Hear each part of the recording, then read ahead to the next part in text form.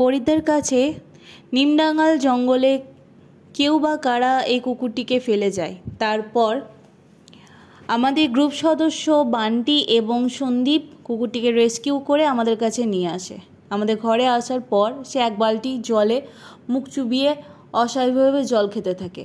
ওর গায়ে হাত দিয়ে বুঝতে পারি শরীরের টেম্পারেচার হাই হয়ে আছে। তারপর ওকে আমরা চান করিয়ে দিই। তারপর ও অনেকটা রক্ত পায়খানা করে এবং পাতলা পায়খানা করে। তারপর ওর বমি হয়।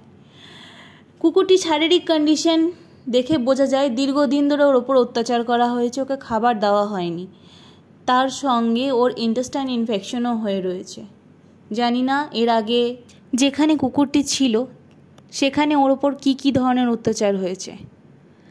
কুকুরটি খুবই মিশুখে আদুরে একটা বাচ্চা। সব থেকে ভালো যেই গুণটা আছে ওর, ও ঘরের মধ্যে হাগু বা হিসু করে না।